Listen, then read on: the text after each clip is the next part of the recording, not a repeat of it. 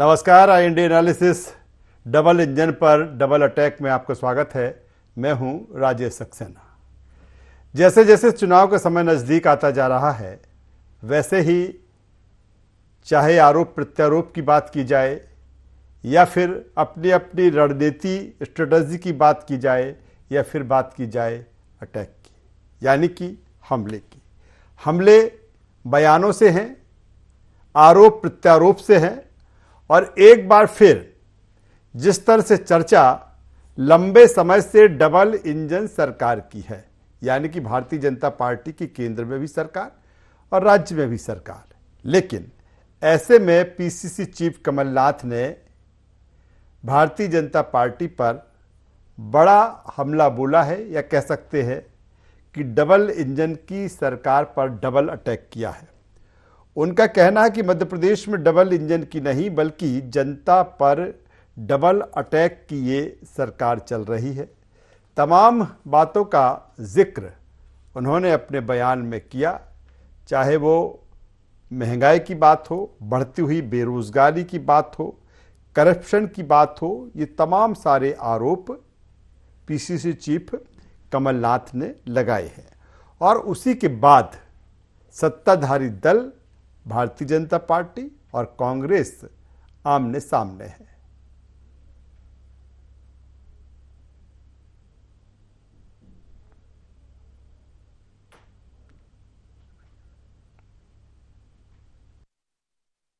जो जैसा होता है उसे वैसा ही दिखता है, जैसी दृष्टि होती है ऐसी सृष्टि दिखती है। माननीय कमलनाथ जी जब मुख्यमंत्री बने थे तो उन्होंने वल्लभ भवन को दलाली का अड्डा बना दिया था। एक एक दिन में एक एक अधिकारी के 3-3 जगह स्थानांतरण होते थे। उनके जो निकट सहयोगी थे उनके पास 500-500 करोड़ रुपए पकड़ाए थे छापे में। तो जब वो मुख्यमंत्री थे और उन्होंने जो किया, उन्हें ऐसा लगता है कि शायद दूसरे मुख्यमंत्री भी ऐसा करते होंगे, परंतु ऐसा नहीं है। माननीय मुख्यमंत्री शिवराज सिंह चौहान जी के नेतृत्व में हमने जीरो टॉलरेंस के तहत सुशासन देने का काम किया है और वह सुशासन दिख रहा है। और कोई देखेगा तो दिखेगा, अगर कोई देखना ही नहीं चाहेगा, आंख बंदे करके ही रहेगा कांग्रेसी जैसे। अब कांग्रेस देखना नहीं चाहती तो उन्हें नहीं दिख रहा, परंतु आम जन सामान्य से जब हम बात करते हैं प्रदेश में तो ये पाते हैं कि मध्य प्रदेश में सुशासन है, मध्य प्रदेश में विकास है और मध्य प्रदेश आत्मनिर्भर मध्य प्रदेश की ओर बढ़ रहा है। आज मध्य प्रदेश में कृषि लाभ का धंधा बनी है। यह इसलिए हो पाया है कि मध्य प्रदेश ने कृषकों को समय पे खाद, बिजली, पानी उपलब्ध कराने का काम किया है। मैं आपसे कहना चाहता हूँ कि दो इंजन लटके हैं यहाँ, तो कौन से इंजन पे सवारी करे मध्य प्रदेश की जनता? वो तो कह रहे हैं डबल इंजन। दिल्ली पे सवारी करें कि भोपाल पे सवारी करें, ये मध्य प्रदेश की जनता को समझाओ। डबल इंजन मतलब डबल घोटाले, दो जगह घोटाले हो रहे हैं। वहाँ पे एनपीएस का घोटाला हो रहा है और यहाँ पर तो घोटाले हो रहे हैं। तो जनता जो है इसका बोझा कब तक उठाएगी? मध्य प्रदेश की जनता को अब इंजनों की सरकारें नहीं चाहिए, अब उसको एक ऐसे मानवतावादी लोगों की सरकार चाहिए जिनके सीने में दिल होता है और जिनके छाती में संवेदनाएं होती हैं। ये मशीनों से और इंजनों पे चढ़ के अब मध्य प्रदेश की जनता नहीं देखेगी। उसको चाहिए मनुष्यों की सरकार, मानवीय सरकार, जो लोगों के दर्द को पहचाने, उसकी करुणा को पहचाने। इंजन तो कुचलते हुए निकलते जा रहे हैं। तो एक तरफ डबल इंजन की बात होती है, राज्य में बीजेपी की सरकार, केंद्र में बीजेपी की सरकार, और लगातार ये कहा जाता है कि जब दोनों जगह सरकार होती है तो जो प्रदेश का विकास है, जो राज्य का विकास है, डेवलपमेंट है, वो तेजी के साथ होता है। लेकिन कांग्रेस डबल इंजन के फार्मूले पर ही सवाल खड़े कर रही है। आज इसी बात पर चर्चा होगी, बातचीत होगी। चर्चा शुरू करें उससे पहले अपने मेहमानों से आपका तारुफ करा देते हैं, परिचय करा देते हैं, फिर इस चर्चा को हम आगे बढ़ाएंगे। 3 मेहमान इस चर्चा में हमारे साथ में अमित शर्मा जी हैं, महासचिव मध्य प्रदेश कांग्रेस। स्वागत करता हूं अमित जी आपका। हमारे साथ में डॉक्टर प्रेम व्यास जी हैं, media panelist, Bharatiya Janata party. स्वागत है व्यास जी आपका। और वरिष्ठ पत्रकार आशीष दुबे जी हमारे साथ में हैं। आशीष जी, मैं आपका भी स्वागत करता हूं। मैं सीधे डॉक्टर प्रेम व्यास जी के पास में आता हूं। प्रेम व्यास जी, जिस तरह से अगर सरकार की बात करें, आपकी पार्टी की बात करें, और अभी लंबे समय से भी प्रचारित किया जा रहा था कि डबल इंजन की सरकार रहेगी तो बेहतर विकास होगा, बेहतर डेवलपमेंट होगा, लेकिन जिस तरह से पीसीसी चीफ कमलनाथ कह रहे हैं कि मध्य प्रदेश में डबल इंजन की नहीं बल्कि जनता पर डबल अटैक की ये सरकार है, यानी कि उन्होंने तमाम सारी चीज़ों का जिक्र किया, महंगाई का उन्होंने जिक्र किया, बेरोजगारी का उन्होंने जिक्र किया, तमाम सारी चीज़ों को किस रूप में देखेंगे इसे? मैं तो एक बात कहूंगा कि डबल इंजन की सरकार का पहली बात तो इनको मीनिंग ही स्पष्ट नहीं होता, क्योंकि इनको ऊपर से जितना आदेश होता है ये उतना ही बोल पाते हैं। जैसे राजस्थान में अगर ज्यादा बोलने जाते हैं तो मंत्री पद भी जाता है, पार्टी की सदस्यता भी जाती है। वैसे ही एक बार स्वच्छ भारत मिशन में एक मंत्री है इनके, वो सम्मिलित हो गए तो 6 साल के लिए पार्टी से निष्कासित कर दिया। तो इनको पहली बात तो उसका मीनिंग ही नहीं मालूम कि डबल इंजन की सरकार क्यों होती। मैं आपकी बात पे आता हूँ थोड़ी देर से, पहले मैं इसको ब्रीफ कर दूं। और इनकी खुद की तो इंजन तय नहीं है, कभी आगे लगते हैं कभी पीछे लगते हैं, कभी आगे वाला डब्बा आरक्षित हो जाता है। आरक्षित में भी 3 पार्ट होते हैं, सबसे आगे कमलनाथ जी बैठेंगे, आधे हिस्से में दिग्विजय सिंह साहब बैठेंगे और उनका हिस्सा कोई ना ले ले इसलिए वो कांतिलाल जी भूरिया को बिठा देते हैं और ऊपर सुरजेवाला बैठ जाते हैं। तो इनका खुद का तो कोई तय नहीं है। दूसरा, अब मैं आता हूँ डबल इंजन पे। डबल इंजन की सरकार, इन्होंने पूर्व में इनके प्रधानमंत्री ने दिवंगत राजीव गांधी जी ने कहा था कि मैं 1 रुपया बेचता हूँ और 10 पैसे मिलता है राज्य को। ये स्टेटमेंट उनका ऑन रिकॉर्ड है। इसका मतलब ये था कि प्रदेश राष्ट्रीय सरकार जो भारत सरकार है और राज्य के बीच की जो दूरियां थी वो बहुत थी, 90 पैसा बीच में चला जाता था। अब जो डबल इंजन की सरकार के फायदे मैं आपको बताता हूँ। जैसे आयुष्मान भारत अगर प्रदेश में बना है तो भारतीय जनता पार्टी के शासित प्रदेशों में, जहां भी भारतीय जनता पार्टी के प्रदेश शासित है, जहां पर भी, वहां उसका इलाज निःशुल्क हो रहा है। कांग्रेस उसका विरोध कर देती। अब ऐसी जन सुविधाओं की योजना, जनहित की, आम गरीबों की योजना, one nation one ration card, वो तय करा था गरीबों के लिए कि आज गरीब, इंदौर का गरीब अगर वो दिल्ली जाकर काम करना चाहता तो वहां भी उसको राशन मुहैया हो जाए। ऐसी योजनाओं का क्रियान्वयन के लिए भारत सरकार ने ये चाहा था कि प्रदेश सरकार हमारे साथ में मिलकर काम करे। फर्स्ट इंजन वो हो गया, डबल इंजन ही हो गया। अब ये जो दोनों मिलकर साथ में काम करती तो प्रदेश की हालत कैसे बदलती। जैसे पीएम आवास योजना, उसमें 38 लाख घर स्वीकृत हुए थे, उसमें से 33 लाख घरों का काम पूर्ण हुआ। ऐसे में आपको बताता हूँ स्वनिधि योजना, ब्याज मुक्त ऋण, 7 लाख लोग ऐसे थे कि जो फुटपाथ व्यापारी थे, छोटे व्यापारी थे। तो जो भारत सरकार ने योजना चलाई है उसका क्रियान्वयन करा, 7 लाख लोगों को प्रदेश सरकार ने अपने स्तर पर लाकर जोड़ा है। किसान स्वनिधि, जिसमें 6,000 सरकार से आ रहे हैं, 6,000 यहाँ की सरकार जोड़ी, 12,000।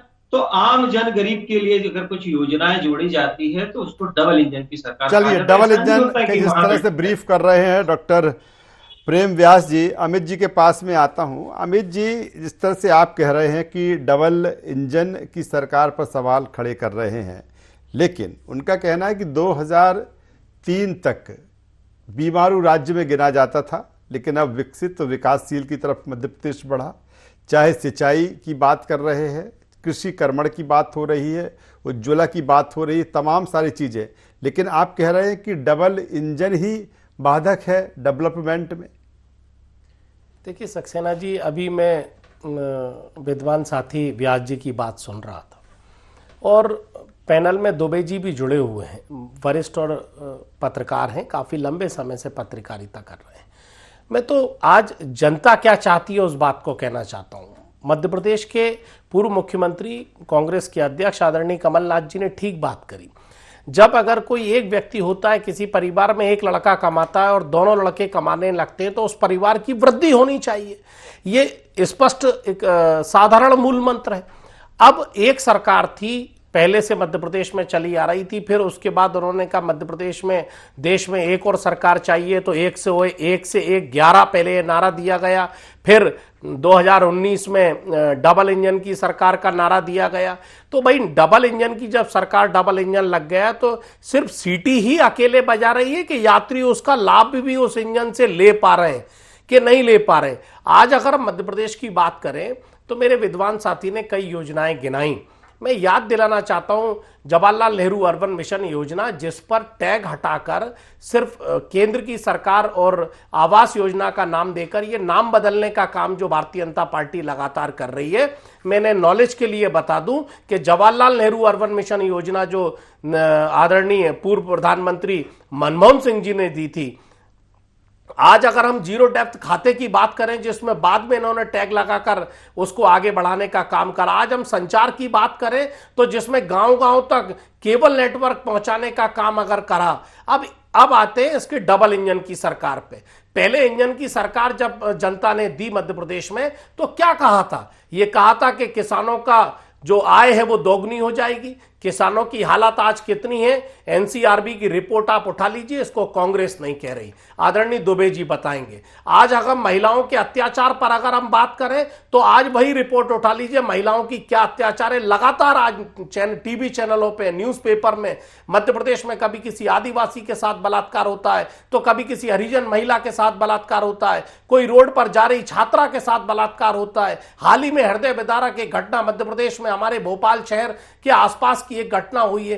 तमाम ये रेशो जो हैं 9.5 रेशो के अनुसार प्रतिदिन ये घटनाएं हो रही हैं। ये कांग्रेस नहीं कह रही, इस बात को आपके झूठे खाके और घोषणाएं जितनी भारतीय जनता पार्टी की है, ये रिपोर्टें कह रही हैं। आज अगर हम बात करें नौजवानों की शिक्षा की, पीएससी का एग्जाम समय पर है नहीं, शिक्षा कर्मी गृह मंत्री के दरवाजे पर बैठे हैं। आज अगर हम दूसरे आवेदनों के करोड़ों वैकेंसी निकालने के नाम पर आपने फॉर्म लिए, आपने पिछले साल से 6 बार लगातार उन फॉर्मों को भरवा लिया, उन छात्रों से फीस ले ली, लेकिन उसके बाद उनकी जो एग्जाम होने थे वो निरस्त कर दिए। आपने उन छात्रों के पैसे वापस नहीं करे। अगर मध्य प्रदेश का एक इंजन है जिसकी आवाज आपको सुनहरी दिखाई दे रही है, तो माफ करिएगा, मध्य प्रदेश की जनता त्रस्त हो चुकी है। अब मैं सक्सेना जी अब अपनी बात समाप्त करने वाला हूं। अब हम आ जाएं केंद्र के इंजन की सरकार पर। और केंद्र के इंजन की सरकार 15 लाख रुपए में बार बार नहीं दोहराऊंगा। आज बेरोजगारी की क्या दर है देश के अंदर? आज देखिए, आज जो एयर होस्टेज और तमाम एरोप्लेन चलाने वाले लोगों की अगर हम बात करें, एयरक्राफ्ट की बात करें, कितने लोग बेरोजगार हो गए। आज कोविड के बाद कितने लोगों की रोजगार फैक्ट्रियां बंद हो गई, कितने लोग सड़क पर आ गए। आज हम हेल्थ मिशन की बात करें तो हेल्थ मिशन में क्या स्थिति है। आज हम बेरोजगारी की दर देखें तो लगातार बेरोजगारी की दर बढ़ती जा रही है। देश में किसान परेशान है, किसान धरने पर बैठा है। अदालतों के जो जज है, पहली बार इस देश में, विश्व में पहली बार इस देश में जज सामने बैठे हैं सरकार के खिलाफ। तो अगर यही सरकार है तो ऐसी सरकार मेरे ख्याल से तो 2024 जी आता हूं, दोबारा आपके साथ में आऊंगा। जो सवाल मैं आपसे करना चाहता था, अब मैं जब आपके पास दोबारा आऊंगा तो वो सवाल करूंगा। सीधे आशीष जी के पास में आता हूं। आशीष जी, जिस तरह से डबल इंजन की बात लंबे समय से होती रही है, लेकिन अब जिस तरह से कांग्रेस कह रही है कि ये डबल इंजन विकास के लिए नहीं है बल्कि अवरोध के लिए है। देखिए, ये सारी चीजें सियासी तौर पर कोई चीजें बोलने में बहुत अच्छी लगती हैं कि डबल इंजन, डबल अटैक, सारी चीजें हैं। लेकिन मैं मान के चलता हूं कि जो योजनाओं के क्रियान्वयन की जो भी गति हो, उसके परिणाम जो भी हो, सरकारी आंकड़े जो भी कहते हो, व्यक्तिगत अनुभव जो कहता है, व्यक्तिगत यानी हम उसको तो हैप्पीनेस इंडेक्स मान लें कि आदमी खुश कितना है, उससे संतुष्ट कितना है, तो वो किसी भी डबल इंजन या सरकार की उपलब्धि हो सकती है। अब अगर इस मायने में देखा जाए तो महंगाई जो है ये सबसे बड़ा मीटर है किसी भी समाज की जो संतुष्टि का जो पैमाना है उसको मापने। तो महंगाई जो है, देखिए, हर बार चुनाव में बहुत सारे मुद्दे आते हैं, लेकिन बाद में जो जनता वोट करती है वो अपने से जुड़े हुए मुद्दों पे करती है। तो निश्चित तौर पर जिस योजना का फायदा जिस वर्ग को हो गया होगा वो ठीक है, वो संतुष्ट हुआ, उसने जो भी अपना डिसीजन किया वो किया। लेकिन जो महंगाई का मसला है, बेरोजगारी का मसला है, औद्योगिकीकरण में थोड़ी सी जो शिथिलता का मसला है, ये चीजें बहुत मायने रखती हैं, ये वर्क करती हैं। डबल मध्य प्रदेश के संदर्भ में यदि हम देखें, निश्चित तौर पर अभी हाल के जो 5-6 महीने जो हम अगर उसको देख लें तो बहुत सारे वर्गों को बहुत सारी योजनाओं और सुविधाओं की सौगात दी जाए। तो अब इसकी टाइमिंग जब बनती है तो ऐसा लगता है कि कहीं ये सियासी मामला तो नहीं है, क्योंकि अब इसकी थोड़े दिन बाद चुनाव होने वाले हैं। तो मध्य प्रदेश सरकार के पास मैं मानता हूँ कि जो मौजूदा सरकार है उसके बाद 18 साढ़े 18 साल का एक पूरा लंबा कैरियर, वो चुनाव जो है उसकी उपलब्धियों पर होने चाहिए, तो वो ज्यादा प्रभावशाली हो सकते हैं अभी जो योजनाएं चुनाव के वक्त में सामने लाई जा रही है और किसी वर्ग को फायदा हो रहा है, अच्छी बात है। अगर ऐसे उसमें फायदा होता है तो ये भी बहुत अच्छी बात है। लेकिन डबल इंजन का जो सार्थकता तब होती है जब व्यक्तिगत रूप से मैं फिर कहूंगा कि लोग खुश हों। तो उस पैमाने पे भी सरकार को मुझे लगता है कोई सर्वे या कोई इस तरह के आकलन कराए जाने चाहिए, क्योंकि चुनाव परिणाम जो है, चुनाव परिणाम से अगर हम देखें कि डबल इंजन की सरकार राज्य में, देश में और जगह और राज्यों की तरफ नजर घुमाते हैं तो देखिए गुजरात ने डबल इंजन की सरकार को अगर हम माने तो ठीक रिजल्ट दिया, लेकिन हिमाचल में डबल इंजन की सरकार से काम नहीं, मतलब परफॉर्म नहीं कर पाई या वो संदेश लोगों तक नहीं पहुंचा। फिर कर्नाटक में भी ये हुआ। तो ये राजनीतिक रूप से अगर हम उसको देखें तो कोई जुमला अच्छा लगता है, लेकिन मैं यही कहूंगा कि डबल इंजन की सरकार की अगर वो उपलब्धि है तो वो सामने बहुत अच्छे से आनी चाहिए, सबको पता होनी चाहिए। और यदि कहीं कहीं उसमें भटकाव है या कहीं कोई अटक रहा है मामला, तो डबल इंजन की सरकार उसको तत्काल दूर भी चलिए, डबल इंजन तो संतुष्टि का पैमाना जो होगा वो ये हो। मुझे लगता है बेहतर बात आशीष जी कह रहे हैं कि जो एक संतुष्टि का पैमाना है या जो हैप्पीनेस की बात कर रहे हैं कि ठीक है, तमाम सारी योजनाएं व्यास जी आप बता रहे हैं, भारतीय जनता पार्टी बता रही है, लेकिन सबसे बड़ी बात अगर डबल इंजन काम कर रहा है, और जब डबल इंजन की बात करते हैं तो बात होती है रफ्तार की, बात होती है गति की, लेकिन सबसे बड़ी बात यह है कि जो सीधे लोगों से, जो जनता से, जो नागरिक से जुड़ी जो चीज़ है वो देखता है सीधे के तौर पर, ठीक है तमाम सारे आंकड़े बेहतर आपके पक्ष में हो सकते हैं, लेकिन वो देखता है कि उसको महंगाई से कितनी राहत मिली, उसको डीजल पेट्रोल जो है उससे किस तरह से राहत है, उसको गैस से किस तरह से राहत है। तो क्या ये जो जिस इंजन की हम बात कर रहे हैं कि इस तरफ उस चीज़ तरफ की चीज़ें नहीं रही, क्योंकि महंगाई लगातार बढ़ी, कहीं ना कहीं ये लंबे समय से देखा जा रहा है। ये भी आपके सामने एक चुनौती की अगर डबल इंजन की सरकार काम करे, डबल इंजन काम कर रहा है तो इससे भी राहत मिलना चाहिए लोगों को। देखिए, मैं आपको बताना चाहूंगा कि कोरोना काल के समय अच्छे से अच्छे देश की स्थिति, राज्य की स्थिति पूर्ण रूप से खराब हो गई थी। वहीं मध्य प्रदेश निःशुल्क दवाइयां पहुंचा रहा था, जहां प्रधानमंत्री जी की जो योजना है उसके माध्यम से निःशुल्क खाद्यान्न पहुंचा रहा था हर जगह, निःशुल्क वैक्सीनेशन हर जगह पहुंचा, क्योंकि प्रधानमंत्री जी ने आह्वान किया था हर गांव में, हर क्षेत्र में वैक्सीनेशन 100% वैक्सीनेशन करने का प्रयास करा। दूसरा, जैसे मेरे मित्र कह रहे थे कि योजनाएं हमने बनाई, मैं मान लेता हूं आपने योजनाएं बनाई, पर क्या उस योजनाओं का क्रियान्वयन 10 वर्ष में जब आपकी डबल इंजन की सरकार थी, क्या आम जनता के हित में आपने करा? कि कोई भी ऐसी 10-20 योजनाएं बता सकते हैं कि ये उस समय हमने चालू करी थी और राष्ट्रीय सरकार की मदद से हमने उसको क्रियान्वयन में लाया था? ऐसी कोई योजना आपके पास नहीं। योजनाओं का क्रियान्वयन करना और योजनाओं का नाम रखना, ये दोनों जमीन आसमान का फर्क है। अगर भारतीय जनता पार्टी माननीय शिवराज सिंह जी चौहान के नेतृत्व में जितनी योजना केंद्र सरकार ने चलाई थी, जितनी योजना पूर्व में चली थी, उन सब योजनाओं का क्रियान्वयन आम जनता के हित में सड़क पर दिखा है। दूसरा, जैसा इन्होंने कहा राष्ट्रीय सरकार के लिए, तो मैं आपसे पूछता हूं कि आज दूसरे नंबर पे है भारत ऑटोमोबाइल सेक्टर्स में, मोबाइल सेक्टर्स में भारत दूसरे तीसरे नंबर पे है, 5वीं सबसे बड़ी अर्थव्यवस्था बन चुके हैं हम। तीसरी बात, आज G7 और G20 देश, इनकी महंगाई दर आप देख लीजिए, मैं दावे के साथ कहता हूं कि इनकी महंगाई दर हम लोगों से अधिक है और विकास दर हम लोगों से कम है। इसका मतलब प्रदेश ने भी काम करा है और देश ने भी काम करा है। मध्य प्रदेश में गेहूं 38%, जो सरकार ने योजनाएं चलाई थी उसके तहत जो गेहूं उत्पादन हुआ है 38%, तिलहन का उत्पादन, ऐसे बहुत सारे छोटे छोटे प्रोडक्ट्स हैं जिसको मैं बताऊंगा तो शायद शाम हो जाएगी। प्रदेश सरकार ने जो योजना चलाई है, जो भारत सरकार ने योजना चली है, उनका क्रियान्वयन आम जनता के हित में हुआ और आम जनता समय आने पर उसका जवाब देगी। चलिए, अमित, एक सवाल यहाँ पे इस बात को लेकर है। अभी कुछ दिन पहले जो आंकड़े आए, चाहे वो प्रति व्यक्ति आय बढ़ने की बात की जाए मध्य प्रदेश में, या गरीबी जो है कम होने की बात की जाए, जो आंकड़े में बीच में ही जारी किए, नहीं लगता कि ये जो चीज़ें बता रही हैं कि डबल इंजन की सरकार ने काम किया, इसीलिए इस तरह की चीज़ें बनी हैं? देखिए सक्सेना जी, आपने ठीक प्रश्न करा है। अगर हम भोपाल की बात कर लें तो पहले करीब 58,000 गरीबी रेखा के नीचे काम करने वाले लोग, जीवन यापन करने वाले लोगों का नाम सूची में था। अचानक आप देखेंगे हम पिछले 2.5 वर्षों में आज करीब करीब 27,000 नामों को काट दिया गया और वही बस्तियां वहां मौजूद हैं, उन बस्तियों में रहने वाले लोग वहां मौजूद हैं। स्थिति बद से बदतर हो गई है। लोगों के घर में अगर कोई पति पत्नी रोजगार में था तो वो रोजगार में एक बचा है। हालात लगातार गिर रहे हैं, लेकिन सरकारी आंकड़ों में उन 27,000 लोगों का नाम काटकर एक आंकड़ा प्रस्तुत करा गया कि इतने लोग गरीबी रेखा से ऊपर हो गए। मैं उन बात पर नहीं जाना चाहता।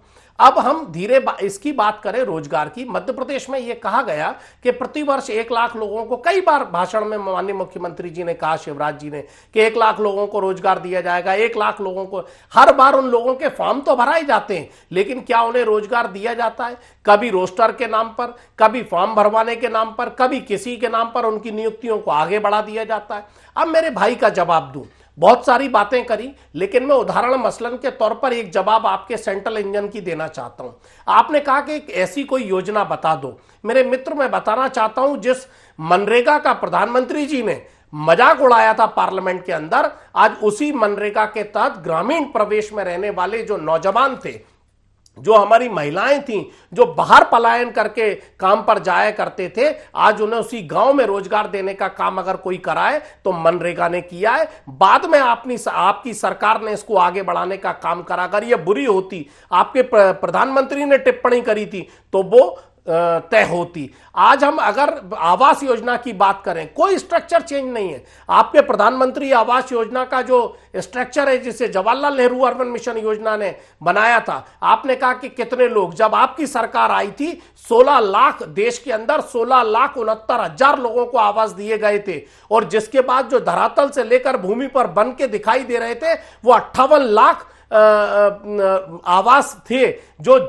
केवल प्रधानमंत्री जी ने उसके 2 वर्ष बाद फीता काटने का काम करा। आज आप जम्मू कश्मीर जाते होंगे माता वैष्णो के दर्शन करने, कटरा रेल लाइन का, जिसमें प्रधानमंत्री जी ने बनने के बाद जिस इंजन ने उद्घाटन करा था, वो सोच थी मनमोहन सिंह की। आज आज मध्य प्रदेश के अंदर अगर बिजली के इस्पात को बढ़ाने का काम करा है, जो 2003 से पहले दिग्विजय सिंह जी ने, जिसके निर्माण का भूमि पूजन करा था, और केंद्र की सरकार थी, सुरेश पचौरी जी और मनमोहन सिंह जी और सेंट्रल मिनिस्टर उस समय आकर 10-20,041 करोड़ रुपए का जो इस वहां पर राशि लेकर आकर जो इस भूमि पूजन किया था, उसका लाभ आपके इंजन ने उठाया।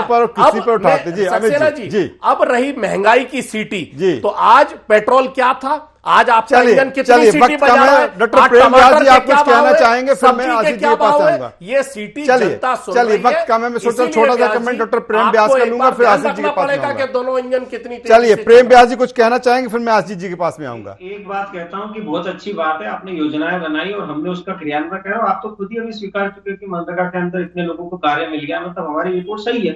हमने मनरेगा के अंदर भले आपने योजना चलाई थी, हमने उसको स्वीकारोक्ति करी। अरे आपके प्रधानमंत्री ने मजाक उड़ाया, देश की जनता ने उसको स्वीकार किया। मित्र, देश की जनता ने स्वीकार किया। व्यास जी, आपने नहीं, आपके प्रधानमंत्री ने पार्लियामेंट के अंदर इसका मजाक उड़ाया था। कश्मीर की बात करते हैं, आप राम मंदिर की बात करते हैं, पूर्व में आप कहते हैं कि हम राम के खिलाफ नहीं थे। 30-40 वर्षों तक आप राम मंदिर के खिलाफ लड़ते थे। आशीष जी सुप्रीम कोर्ट से पहले बना देते आप। वक्त की कमी। आशीष जी के पास में आता हूं। आशीष जी, 2 चीजें हैं। अभी हमने देखा कि किस तरह से पहले 2-3 जो दौरे पीएम नरेंद्र मोदी के रहे, अमित शाह का रहा, और करप्शन पे बहुत कुछ बात हुई, बहुत कुछ कांग्रेस को घेरा गया। तो अब दूसरी तरफ देखा जाए, अब कांग्रेस की तरफ से देखा जाए, तो एक अब डबल इंजन की जो बात है, एक तरफ करप्शन की जिस तरह से बात हो रही है, और कांग्रेस उसी करप्शन को डबल इंजन के थ्रू ले जा रही है। ये 2 चीजें अब इस चुनाव में ज्यादातर दिखेंगी। आशीष जी, देखिए, निश्चित तौर पर दिखेंगी कि प्रधानमंत्री ने जो भोपाल में जो बातें हैं और जो सारी चीजें कही थी, तो वो एक किस्म का उनकी एक चुनाव की रणनीति है कि लोकसभा चुनाव में किस तरह बीजेपी उतरेगी और विधानसभा चुनाव में किस तरह से उन मुद्दों को टेस्ट किया जाएगा कि वो कितने काम करते हैं। ये एक मोटे तौर पर एक पूरा गणित है। लेकिन मध्य प्रदेश का जो चुनाव है, मैं मान के चलता हूं कि ये मूलभूत मुद्दों पे चुनाव होगा। ये सारी चीजों से परे होगा। मुझे नहीं लगता कि बहुत सारी चीजें तो आएंगी, बाहर की बहुत सारी चीजें प्रभावशाली होंगी, मुझे ऐसा नहीं लगता है। मध्य प्रदेश के जो मूल मुद्दे हैं, तो नौकरी, बेरोजगारी, महंगाई और कानून व्यवस्था, चलिए, तो तमाम सारी चीजें हैं आशीष जी, क्योंकि जो समय है और इस बार का जो चुनाव है, इस बार का जो चुनाव वक्त की चूंकि कमी है, वक्त की कमी, इंजन- तीनों इंजन मेहमानों फेल का हो यहाँ पर चुका मैं है। धन्यवाद करूंगा, शुक्रिया करूंगा, क्योंकि जिस तरह से अगर देखा जाए मध्य प्रदेश की जो चुनावी सियासत है वो लगातार उसकी जो तकरार है वो बढ़ती जा रही है। जाहिर सी बात है कि अब चुनाव का वक्त कम है, ऐसे में तमाम सारे मुद्दे होंगे, आरोप होंगे, प्रत्यारोप होंगे, और जिस अटैक की बात कर रहे हैं, चाहे वो डबल इंजन के थ्रू अटैक की बात की जाए, फिर करप्शन को लेकर अटैक की बात की जाए, ये चुनावी सियासत में हमें देखने को मिलेगी। IND एनालिसिस में बस इतना ही। IND 24 पर खबरों का सिलसिला लगातार जारी है, बने रहिए हमारे साथ। नमस्कार।